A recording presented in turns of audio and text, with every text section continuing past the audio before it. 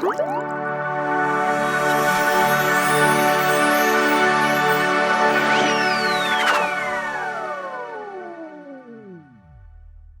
adik-adik, selamat pagi. Sekarang Kak Lewi ditemani oleh Kak Martin dan Kak Darwin. Sebentar kita akan memulai ibadah kita adik-adik. Mari kita bersatu dalam doa.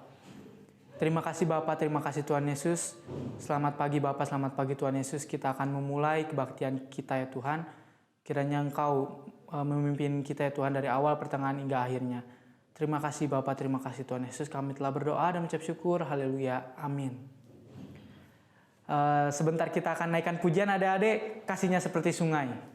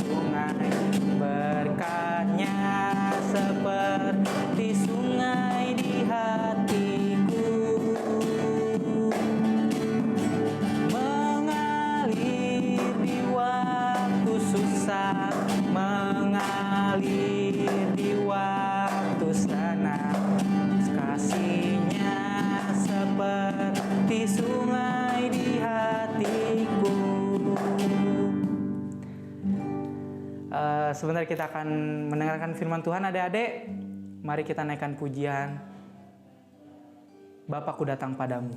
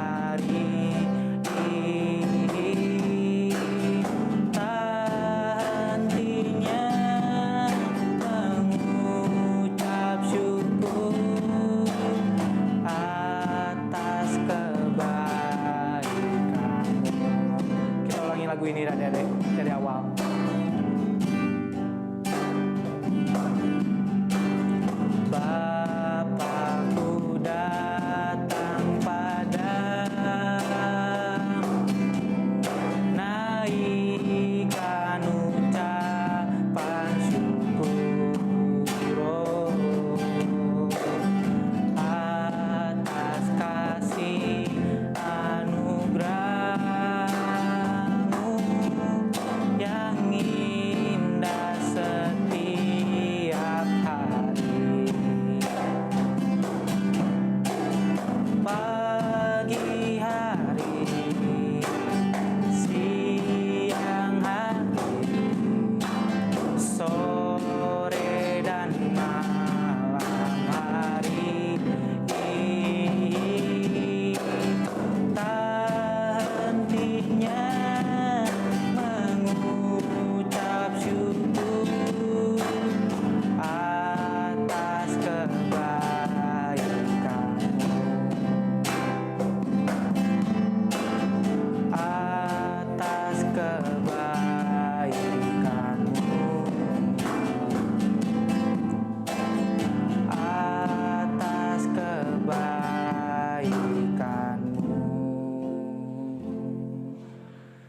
Terima kasih Bapak, terima kasih Tuhan Yesus. Sebentar kita akan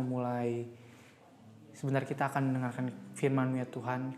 Kiranya apa yang disampaikan oleh hamba-Mu yang memberi firman-Mu ya Tuhan, sehingga bisa menjadi kekuatan buat kami ya Tuhan, bisa menjadi nafas kehidupan kami ya Tuhan. Terima kasih Bapa, terima kasih Tuhan Yesus. Kami telah berdoa dan ucap syukur, haleluya, amin. Halo, shalom adik-adik, ketemu lagi sama Kak Siska. Hari ini kita mau dengerin firman Tuhan yang bertema Berani Karena Kasih. Firman Tuhan pada hari ini diambil dari Kisah Para Rasul 17 ayat 1-9 dan ayat hafalan diambil dari Roma 9 ayat 1. Kita lanjut ke ceritanya ya. Oke, kita kembali ke zaman dahulu kala. Ada dua kisah yang sangat menginspirasi. Kisah yang pertama, kita mau belajar dari Bapak Dirk Willem. Bapak Dirk Willem adalah seorang murid Kristus yang saat itu ditahan karena dianggap sesat oleh pemerintahan setempat. Tetapi, di suatu kesempatan, ia dapat kesempatan untuk melarikan diri. Saat berhasil melarikan diri, Bapak Dirk Willem diketahuan oleh tentara penjaga. Karena begitu kurusnya ia, maka saat melarikan diri, ia bisa menyeberangi sungai yang membeku. Namun tentara yang mengejarnya tidak dapat melalui sungai itu karena terlalu berat, maka terperosok ke dalam sungai. Bapak Dirk Willem sesungguhnya mendapat kesempatan untuk semakin menjauh. Namun karena ia mengingat kata Kristus untuk mengasihi musuhnya, maka seketika ia berbalik dan menolong tentara itu. Bukannya dibebaskan, Bapak Dirk Willem ditangkap kembali dan dibunuh karena melarikan diri. Namun kebenaran yang dipegang oleh Bapak Dirk Willem sesungguhnya sebuah kisah yang menolong kita bahwa kasih Kristus yang kita teladani harus disaksikan dalam keadaan apapun juga. Kisah yang kedua, kita mau belajar dari Bapak Paulus. Seperti yang kita ketahui, Bapak Paulus adalah Rasul Tuhan yang menyebarkan Injil kemanapun ia berada. Walaupun banyak tantangan dan rintangan, namun Bapak Paulus tetap tidak takut dan berani. Karena Tuhan Yesus menyertai dan banyak orang yang menjadi percaya kepada Tuhan. Oh iya adik-adik, dalam bersaksi, kita akan diperhadapkan dengan banyak sekali tantangan dan halangan. Diperlukan kasih dalam setiap tapak pelayanan. Salah satunya keberanian bersaksi seperti yang dilakukan oleh Bapak Paulus. Bapak Paulus berani menghadapi segala halangan dan rintangan karena Bapak Paulus melakukan pelayanan Injil sebagai buah dari belas kasih. Keteladanan kasih dalam kehidupan sehari-hari juga dapat menjadi pelajaran yang efektif di dalam kita bersaksi. Sekarang Kak Siska mau tanya, apakah adik-adik berani menyatakan belas kasih dalam kesaksian hidup adik-adik? Apa sih contohnya? Kak Siska kasih contoh, misalnya menegur teman yang mencontek dan menasihati teman yang sedang malas. Sekarang Kak Siska ajak adik-adik untuk menonton film ya. Selamat menonton!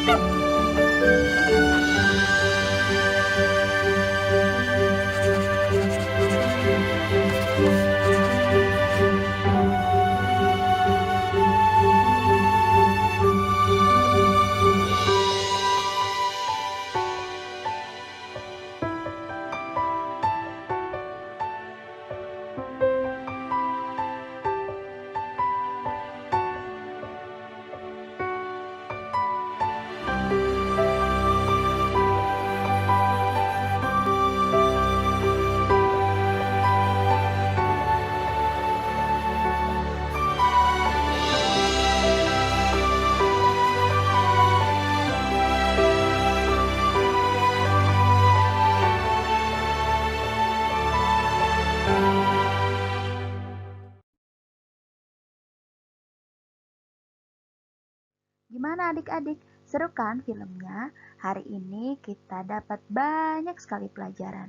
Yang pertama, kita harus memberanikan diri bersaksi karena kita memiliki kasih. Dan yang kedua, saat kita memiliki kasih, kita juga bisa berbuat baik terhadap sesama kita. Oke, sekarang kita akan membacakan ayat hafalan. Diambil dari Roma 9 ayat 1. Aku mengatakan kebenaran dalam Kristus. Aku tidak berdusta. Suara hatiku turut bersaksi dalam Roh Kudus. Terima kasih, sampai jumpa. Tuhan Yesus memberkati. Berilah